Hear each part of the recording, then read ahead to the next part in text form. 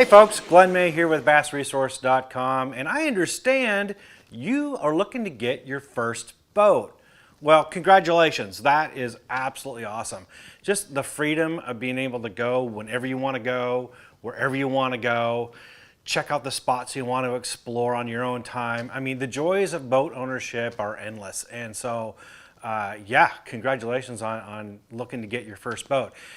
But between now and when you actually have that boat sitting in your driveway, there's a lot of decisions you have to go through and a lot of things you have to take into consideration. And in looking around on YouTube and looking around at articles on the web and stuff, there really aren't, you can piecemeal some stuff together, but there really isn't anything that's very comprehensive. So this video is different. This video is really going to go into a lot of detail, a lot of information that you need to go through and consider in order for you to find the boat that best matches you. There's a lot. So get a pen and paper, open up a Word document if you need to, get ready to take notes, get ready to pause this video every now and then to take those notes, rewind a little bit, even bookmark it so you can come back and reference it later, because this is going to be a big brain dump based upon a lot of knowledge that I have and also some knowledge that I've gleaned from some of my colleagues and friends. So all this is going to be together in this video. So hold on to your seats. Here we go. The very first thing you need to do is figure out your budget. Now I know this seems really rudimentary. You know, how much do you want to spend? That's what it sounds like, but that's not the case. What you need to do is figure out really what is reasonable, what is feasible for the boat that you want to get. You need to do this step first. Because if you've done your shopping, you look around, you find the boat that you want to get, now you're attached to it. You're emotionally attached to it. This is what you really want to get. And what you try to do is try to find a way to finance that boat or change your finances around in order to get that boat. And that could lead to some problems down the road. What you really need to do is do these steps first so you understand what your parameters are. So let me get into this, what it means. Most of us need to get a boat loan. Now, understand that boat loans are a little more risky for banks than most other loans. So the interest rates are going to be a little bit higher and the terms may be a little more difficult to meet. For that reason, I would stick to shopping around your local and regional banks and even credit unions. The larger banks, they're not as willing to get those loans, in my opinion, and for lack of a better way of saying it. But you may not find as good of a deal with those national banks. So shop around. It's tip number one, shop around. Don't just stick to the bank that you're used to doing business with. Look at different local and regional banks and look at different credit unions. And look at the different interest rates that they're offering and the terms. Now, some of these banks will offer 10, 12-year loans, sometimes longer. I strongly urge you not to do that because if you do, there is a possibility that you can end up upside down on your loan. And what that means is that you owe more on your loan than what the boat is worth. Given that this is your first boat, by that very nature, that means at some point you're going to want to get another boat. And if you're upside down on your loan, that's going to inhibit your possibilities in getting your next boat. So the shorter the duration of that loan, the better it is it's going to work out in your favor and you won't end up upside down on that loan. The next thing you need to do is get yourself pre-qualified. Really, actually go out there and get pre-qualified for your loan because a couple things may happen here. First of all, you may find out that you actually qualify for more than you thought you did, or you may be surprised to learn that you don't qualify for as much as you thought you could. Nonetheless, if you do this later, you've already found a boat that you want and you set your heart on it, and guess what? You find out you can't get it because you can't qualify for a loan. Not only is that heartbreaking, but now you've spent a lot of time and effort looking around and you know, got to start all over again. So this is another reason why you need to start this up front. But find out what you qualify for and then don't set that as your target. Say, for example, you qualify for a $30,000 loan. Well, knock it down about a third. Aim for that $20,000 mark. And if you can find a boat that costs less than that, even better. You don't want to max out on that amount that you qualify for because, let's face it, folks, life happens. Things change. And you may be able to afford that loan now, But later on down the road, you might not be able to afford those payments, or maybe something comes along and you need to get another loan and you might not be able to qualify for that because you're maxed out on this one. So don't target the maximum amount that the bank is willing to loan you. That's not a go-ahead signal for you to go do that. Aim below that amount and keep that number in mind when you're shopping around.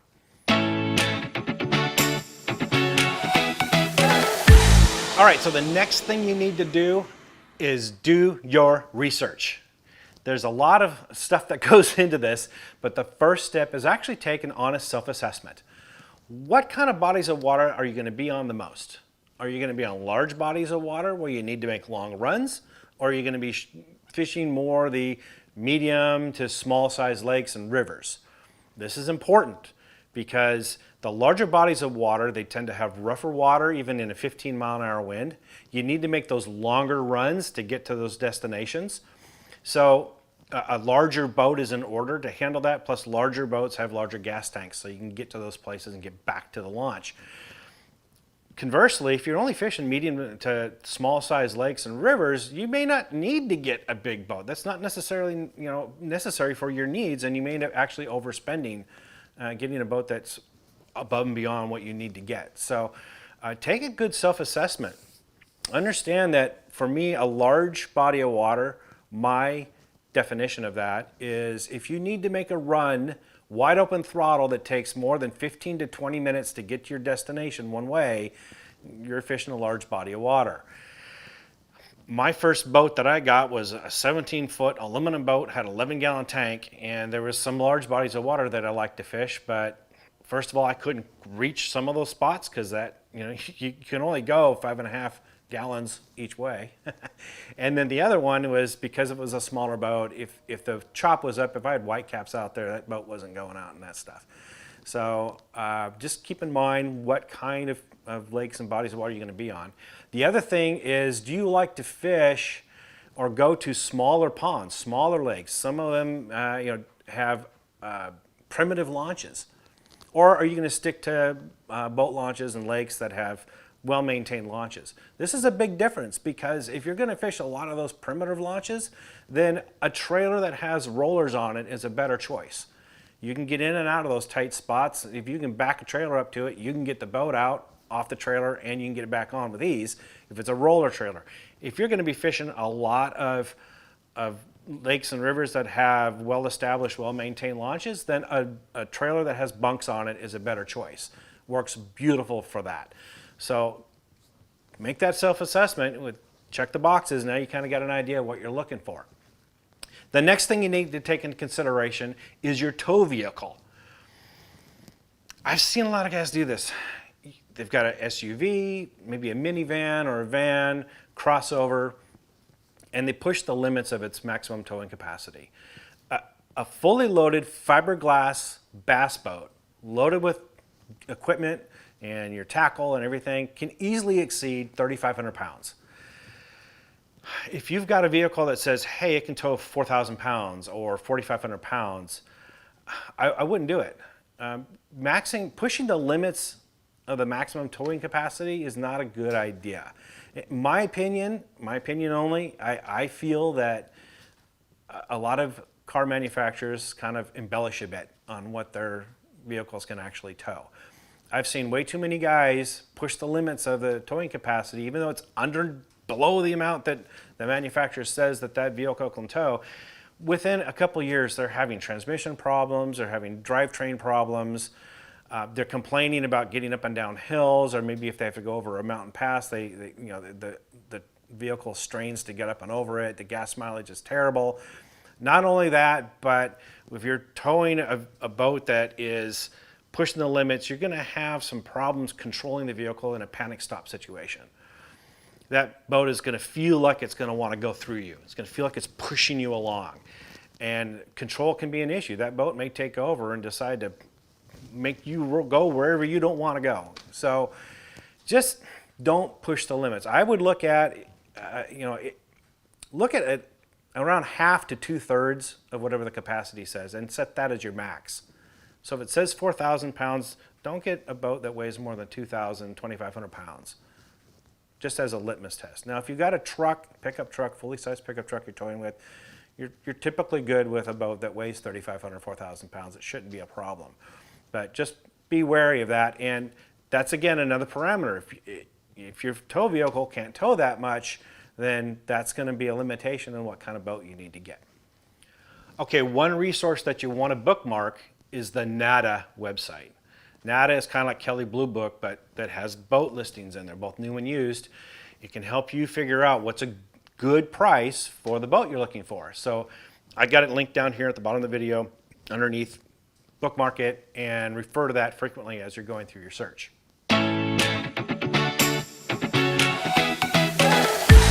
Okay, one of the key considerations that you need to think about is, do you want to buy a new boat or do you want to buy a used boat? Now, I know new boats are nice and shiny and new. They've got the latest and greatest equipment. They have the warranties. You're pretty much guaranteed you're going to have a trouble-free boat. Not every boat's perfect. There's still going to be some issues, but it's going to be in really good shape. That said, this is your first boat. Remember when you got your first car? Was it a brand new one? Unless you're one of the lucky ones, no, it wasn't. It was a used car. And for very good reasons that are very much parallel to getting a new boat, or a new boat to you, your first boat. And that is, first of all, you get more bang for your buck. You can buy more boat, if you will, with more functions, features, and equipment, maybe a larger boat. You can get one used for less money than you would a brand new boat. Also, let's face it, one of the things your first car did for you is to teach you some things about car ownership, as well as teach you some things about what you like and don't like in a car. So you need to learn this stuff. You find out, the routine, oil changes and taking a tune-up and that kind of stuff, but pretty soon you begin to figure out there's other little nuances and things that need to be repaired that you never thought about before, things that need to be looked into and maintained and checked for every so often that you may not have thought of before. And also, same thing with getting to learn your car, driving it around, understanding how it feels, how it handles in different conditions. How many passengers does it hold? What about trunk capacity, things like this. It helps you figure out what you like and don't like. So when you buy your next car, you have a much better idea of what you're looking for. The things that you really want to have, the things that you just don't need at all, that sort of stuff. So it's a learning tool. Well, that's the same thing with getting your first boat. There's just some things that you can do as much research as possible, but actually getting out in the water and using it for a while is really going to help you determine what you like the most. How the layout of the boat is, where the storage is, how much storage you can have of, say, rods or tackle, how well you can see the instrument cluster, and things about maintenance that you may not have known about that you'll learn as you go along.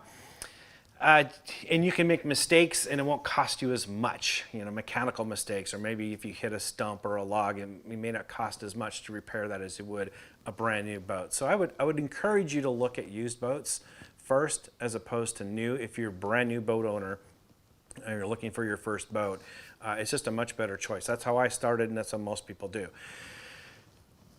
One of the things about that is, should you look at dealerships or should you look at private parties? If you go through a dealership, you can rest assured they've probably gone through that boat a bit and taken care of any major issues, making sure it's mechanically sound and making sure there isn't any problems, because the last thing they want is an upset customer. So they may not fix everything that may be wrong with it, but they're going to rest assured that it's going to work pretty well for you and there's not going to be anything major wrong. If you're buying from a private party, you don't have that assurance. Either way, you need to take it to a qualified marine mechanic and have them give the boat the once-over. Not only the engine, but also the entire boat, as well as the trailer. Make sure everything's working the way it should and make sure that there's no major issues. That gives you bargaining power. If you really want this boat, now you know what the problems are, and that helps you bargain the price. Also, when you're looking around, whether new or used, don't limit yourself to your own geographic area. States that have more boats per capita have more competition, and the pricing may be better for you. So, for example, California or the lakes, the Great Lakes areas, the states around there. There's a lot of boats, and you can find yourself a really good deal if you're willing to travel that far. Understand there are some legal issues that you need to look into when you're buying cross-state, and we'll get into that in a minute. So there's some considerations, let alone the long travel time trying to go check out a boat and tow it back and other things like that. So it's not an easy thing to do, but it might be worthwhile. If you still have your heart set on getting a new boat, then take a look at some of the dealers around and see if they've got boats that may not be this year's model. They might have a couple of boats that have not sold yet, that may be in the back of the lot, and they're willing to let go at a good price. So it may not be the most current recent thing, maybe a year or two older, but it's still new, it still has a warranty, and it costs a lot less. So it might be something worth looking into.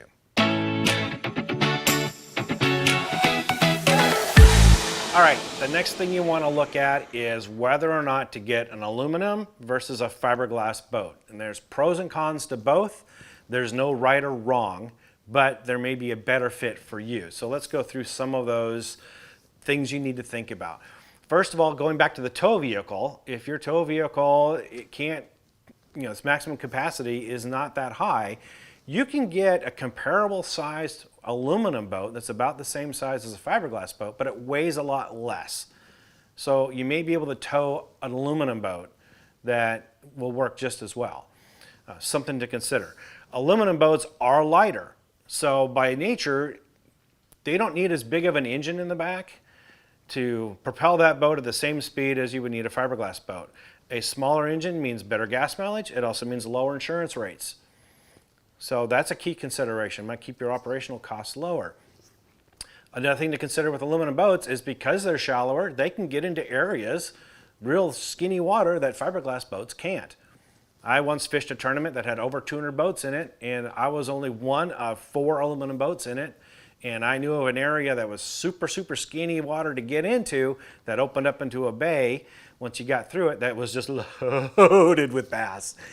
And none of the fiberglass boats could get into it. Some of them tried, but they just couldn't do it. And I ended up winning that tournament because I had the right equipment to get to those areas. So there's definitely some advantages to getting an aluminum boat. Some downsides, though, is aluminum boats leak. They always leak. It's just the nature of the beast. I've never had or known of any aluminum boats that don't leak. And so that can be some costly repairs, or at least at the very least a lot of maintenance that you need to keep sealing cracks and leaks and such. Another thing about it is aluminum boats, because they're lighter, they don't handle as well in rougher water. Now, the newer aluminum boats that are out these days have a little bit better hull in them, and they do handle water a little bit better than their predecessors. However, it's still light. A heavier boat like a fiberglass handles better in white caps and rough water because it's got that weight and more stability than an aluminum boat. Also, because boats are lighter, they are more susceptible to being blown around by the wind. If you're fishing along a shoreline and you got a crosswind, it's going to be a little more difficult to maintain that boat and have boat control, keeping it from blowing into the shoreline. Got the t-shirt, been there, done that many times. It can be annoying. So a couple of downsides with that. Now with fiberglass boats, obviously it has some other things that are beneficial. Fiberglass boats tend to be larger. They tend to have larger fuel tanks. They tend to have more storage as a result. So you can fit more things into it. Because they're heavier, again, they handle the water a little bit better. They are more expensive though. The other thing about fiberglass boats is that it's more costly to repair if you damage the hull. If you hit a rock or a stump or you beach it up on some rocks or something like that and you need to repair those scratches, it's a bit expensive. Aluminum boats are more forgiving in that matter. They tend to get a dent in it and you're good to go. You don't necessarily have to repair it. If you get a scratch in that fiberglass that goes deeper than that gel coat, you have to repair it.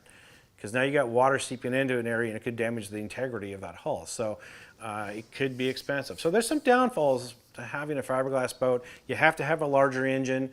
That means more gas and higher insurance bills. And because fiberglass costs more, your insurance is higher as well.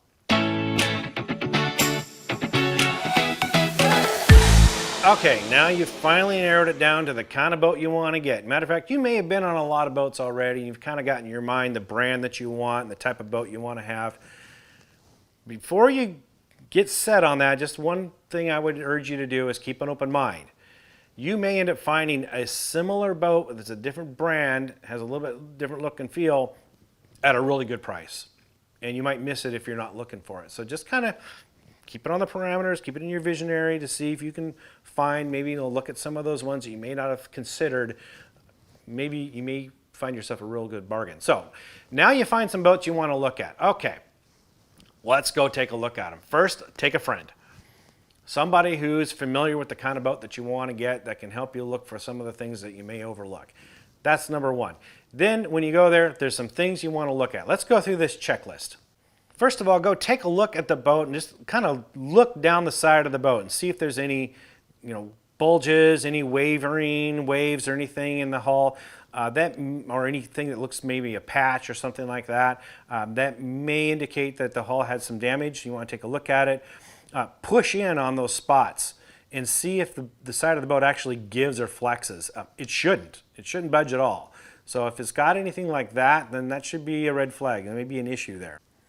As you're checking around the outside of the hull, if you're looking at a fiberglass boat, check for any kind of spider webbing or any kind of cracks. If it's an aluminum boat, check the welds. See if there's any cracks or anything on them, anything that might need to be repaired. See if there's any rust. Any of the bolts or missing bolts, missing rivets, those kind of things. Just give it a good look through a visual inspection to make sure that the hull is in good shape. Get up on the deck and walk around on it. See if it's solid. Does it hold up your weight or does it sag? That might indicate something needs to be replaced. Check the hatches and the latches and the locks. Make sure they all work and function. One of the key things is make sure that those storage compartments are waterproof. Not all of them are. They may look like they are, but some of them aren't. So if some of them aren't, that may limit your storage options. You want to check to see if it can hold all your gear. How many rods can it hold? How many tackle boxes can it hold? What about other gear like life vests and anchors and your flare guns and all this other stuff you need to have with you? Make sure it has enough storage to hold the stuff you want. Check the quality of the carpet, the upholstery, and just the overall condition of the boat. It is sort of an indication of how well that boat was maintained. If the carpet is worn out and faded and the vinyl's cracked, then maybe that owner didn't take as good care of that boat as he should have, and there might be some other underlying issues. May give reason for you to walk away from this one. Now, if you have a partner that fishes in the back of the boat, check it out. Does it have a good area? Is it big enough to fish from? Does it have storage? Does it have storage area for the rods, for example? Is the seat comfortable? And if you share the front deck a lot when you're fishing, then is it large enough to hold two people? Is it sturdy enough and strong enough to hold two people? Sit down in the driver's seat. Take a look. Can you see all the gauges? And if not, can the steering wheel, does it have a tilt steering wheel so you can adjust it so you can see those gauges? Can you see over the dash and see everything? Because that's a safety concern. Make sure you can see everything. Is the steering tight? If it's really loose before the engine starts to turn, then something needs to be adjusted there. Maybe something's worn out, needs to be fixed. Sit in the passenger seat, check it out. Does it have a console? Because if you're running down the lake at 50 plus miles an hour in the rain, I promise you, it's not a comfortable ride. It really isn't. So that you might want to do a console. Does it have running, operating large live wells? If you're going to fish tournaments, you're going to want that. Make sure they operate correctly and that they don't leak. Also, while you're looking around, check to see that the equipment is original. Some guys, they are looking to get a new boat and they're trying to sell their old one, so they'll either take the equipment off of it, and so it doesn't come with the electronics, doesn't come with the trolling motor. You're going to have to buy those yourself, so that's an added cost you need to think about. Or sometimes they'll take an old motor, an old trolling motor, or older electronics and install them back on that boat, and they'll take the newer ones for their next boat. So just look at that, see if it's the original equipment, if it's in good operating condition, does it have newer equipment. Just check into that because that may be some additional costs that you might not were expecting. Now you also want to look at the trailer. This is really important. Make sure it's in good condition. Get underneath it. Look at the welds. See if there's any cracking. See if there's any rust. See if there's any issues. Look at the brakes if it's got it. If it's a larger boat, 19 foot or larger, you're going to have a tandem axle. Make sure that it at least has a set of brakes on one axle. Some states require brakes on both axles. So if you're buying a boat from out of state and your state requires both axles to have brakes on it, and that state doesn't, you may be in for an added expense to add those brakes. Just check the springs, make sure they're in good conditions, and the U-bolts and all that stuff are there and working correctly. The lights, of course, need to make sure you're working correctly. Check the tires. Now, you want to look at the tires for uneven or odd tire wear. Either the outsides are really worn out, the insides are worn out, or maybe in the middle, or you've got some uneven tire wear. That may signal a problem with the trailer. The tire depth is not an indication of how good the tires are. You need to look at the DOT number on the tire. It's a 4-digit number of when that tire was made. And if that tire is more than 4 years old, then you need to replace it pretty soon, depending on how it was stored. If it was stored outside all the time, then the tire needs to be replaced every 4 to 5 years. If it's in direct sunlight all the time. If it's not, or if you live in a climate that's cloudy a lot, doesn't get all that sunlight, you might be able to push that to 6 or 7 years. But look at that date on those tires, because that's going to tell you how much time you have left before you need to replace those tires. And in some instances, it's long overdue. And the treads look great. So look at that number. Also, by the same token, look at the batteries. Batteries have dates on them. And I replace my batteries every 4 years. Some people stretch a little bit longer, but typically, depending on how hard you fish, they're not going to last much more than 5 or 6 years before you need to replace them. So again, look at the dates on them, you get an idea of what condition they're in.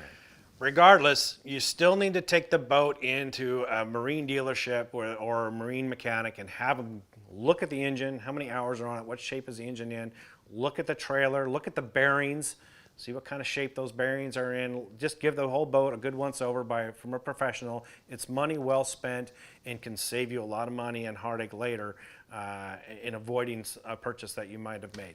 So, and plus that can help you find a great deal too. They may know of somebody that's selling a boat too that can help you find something. So it's really worth money well spent to take that boat in and have it inspected by a professional. Now, all that said and done, let's just say this is a boat you finally like, hey man, I like it. I'm thinking about getting it. Take the boat out for a test drive with the owner or with the dealer or with a friend, but take the boat out for a test drive. If the owner is unwilling to do this, walk away. I don't care how good a shape that boat looks like. If he has all these reasons, 6 ways to Sunday, why you can't take it out on a test drive, something's up. So walk away. But given that he says it's okay, let's go do it, pick a day that's not a perfect calm day. Really, the key litmus test in any boat is how well it handles in rough water. So pick a day that's really maybe busy and there's a lot of boats out there, a lot of activity, so there's a lot of chop in the water, or just pick a day where the weather isn't all that great. Something that gives you an idea of how well the boat handles in rough conditions. That's going to be key. And by all means, if you don't feel comfortable at any point when you're looking at a boat, don't be afraid to walk away. Sometimes your instincts will kick in and you don't know why, but something doesn't feel right to you. Don't push it. Pay attention to those voices inside your head, and if it's something you don't like, walk away from it. Trust me, there's a lot of boats out there and you will find the one that you want. You'll know it when you find it.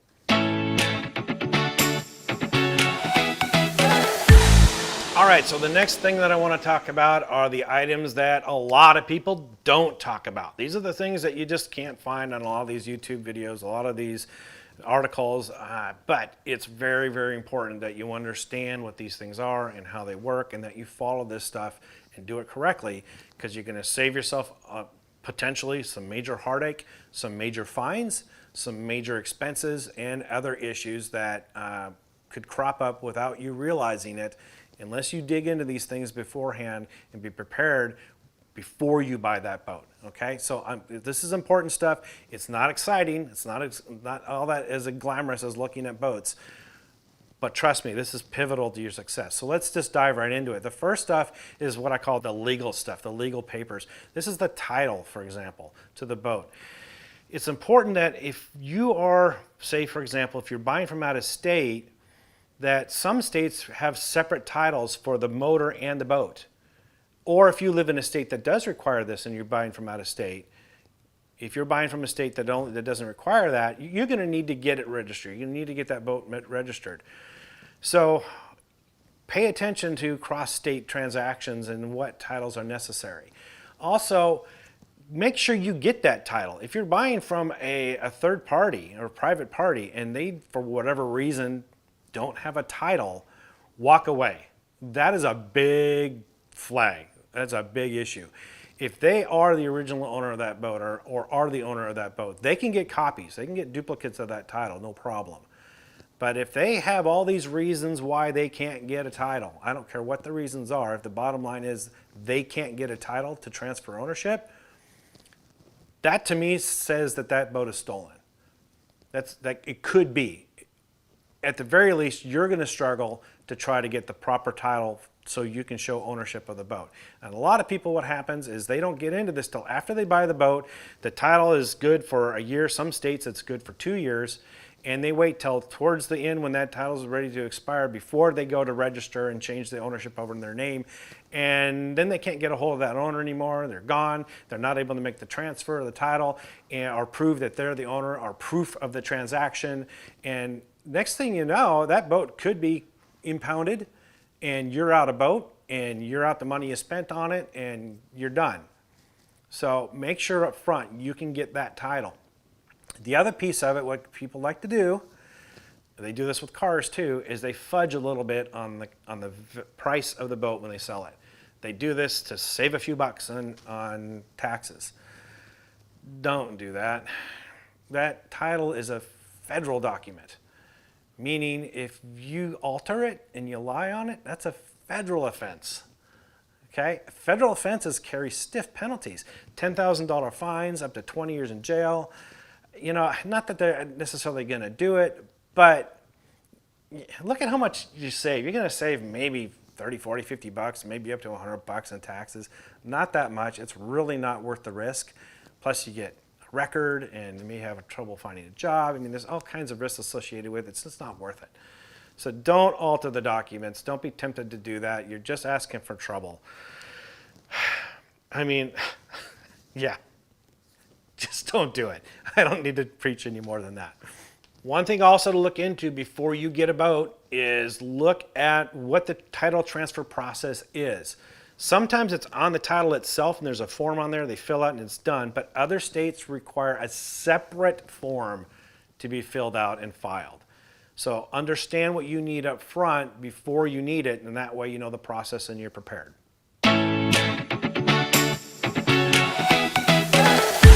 All right, now the legal documents taken care of, let's get into the next thing that a lot of people don't talk about, and that is the potential to get scammed.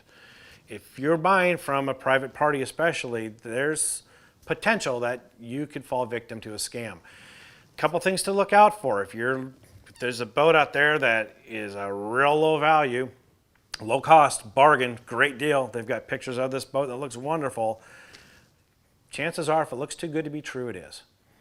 They usually, take pictures of boats from somewhere, from maybe a legit listing off Craigslist, conjure up this boat sale at a really low cost, and you end up paying for something that doesn't exist. So pay real close attention to that. A couple key giveaways. Look at their email address. If there's a lot of numbers in the email address, 4 or more figures, like, Bruce Wayne 4562120 at yahoo.com, something like that. I can tell you on our website, when we have scammers, when we have spammers hit our site, those emails look like that. There's a lot of numbers in them. So there's people that have numbers in their emails that are totally legit. I'm not saying that they're automatically a bad guy, but it's just something that may raise a flag.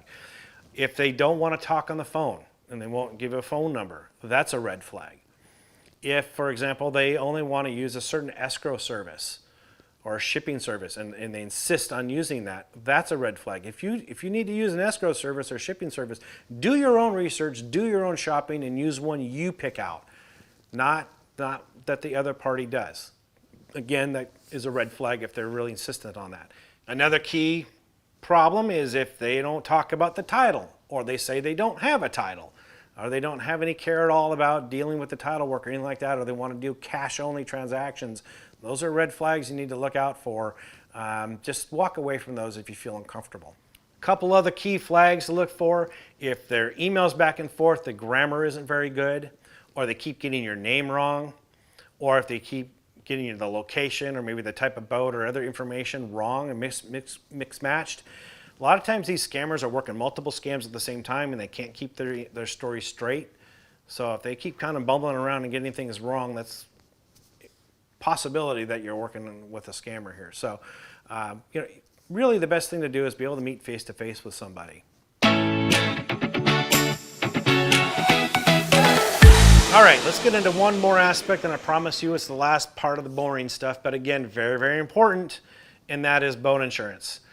I'm not going to get into a full thing about shopping for boat insurance. That's a whole nother video, but a couple of key things you need to look into. First of all, understand not all boat insurance is the same, and most of the time boat insurance doesn't cover all the stuff you want it to cover, you think it'll cover. So a couple things to pay attention to. Say, for example, if someone breaks in and steals all your rods and your reels and your equipment and your tackle, that likely is not covered under most boat insurances unless you add that in. Your homeowner's insurance may cover that, or if you have renter's insurance, it'll cover that. Make note of that, folks. If you rent and don't have renter's insurance, get renter's insurance. Another thing you want to look into is consequential damage. This is a clause in boat insurances. Sometimes they have them, sometimes they don't, and sometimes they're limited. What it means is if a part fails, and then there's damage that results as when that part fails. For example, let's just say your steering breaks, and now you go up and you beat your boat. Maybe you hit a rock pile or something like that. Well, the insurance might cover the broken part. A lot of times they say it's wear and tear or poor maintenance, and they won't even cover that. But the consequential damage happened when you lost steering and you hit something. That damage, if it's in your insurance, will sometimes cover the cost of that, but it's funny how they write it up. Sometimes that's part of the overall package in an incident. And so it's piecemeal together. The amount of money that's spent on that damage is taken away from other things, for example, like salvage operations. Or it only goes up to the value of the boat. And if you damage someone else's property, then you may not have enough coverage. So check to see what consequential damage does. Sometimes there's a fire, maybe you got a leak, a gas leak, and now you got a fire and the whole boat burns to the water line. Your damage may only cover the part that broke. So look into that before you need it. Another thing to look into is fuel spill liability. A lot of times what happens is this is in boat coverage, but it only covers up to the cost of the boat. That's a problem because fuel spill cleanup can be very, very costly. And as of this video, federal law, you are liable up to $1 million in costs for fuel spill cleanup. And so if your insurance only covers the cost of your boat, man, you're in trouble. So again, look into this stuff before you get insurance. Make sure you're covered. Check to see if your insurance covers on the water towing. A lot of them do, but look into it. How easy is it to get a hold of this towing company? Are they readily available? Are they far away from the places you like to fish? How are they available 24/7? That might be a problem. What do they cost? And sometimes what happens is in the insurance, the cost of the towing is also factored into the overall cost of repairs. So they may deduct that from let's say, I'm just going to make this number up, but let's just say they'll pay for $10,000 worth of repairs. Well, if half of that is dedicated to the towing, then you only have $5,000 left over to pay for the repairs. And if the repairs go more than that, that comes out of your pocket. So other insurances, sometimes they'll allow you to have that as a separate part of your insurance or add-on, and you pay for it independently, and that way it doesn't deduct from your repair costs. Same thing with salvage. There's salvage clauses and salvage recovery in insurance. It works the same way. Those costs, depending on how they're set up in the insurance, can either deduct from the overall cost of the repairs, or they may not even be in there. So you might want to look at, or they may just go up to the cost of the boat, and salvage may cost even more than that. So take a look and see what is covered there. Okay.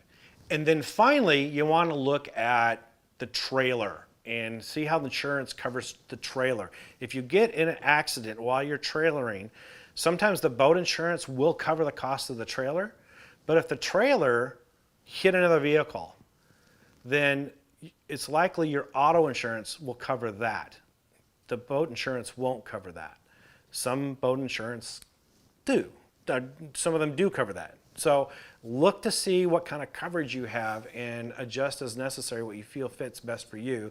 Just know the ins and outs of these things. It's best to learn these things and look into it. Not a whole lot of fun, but it's even worse when you find out later that you don't have the coverage you need.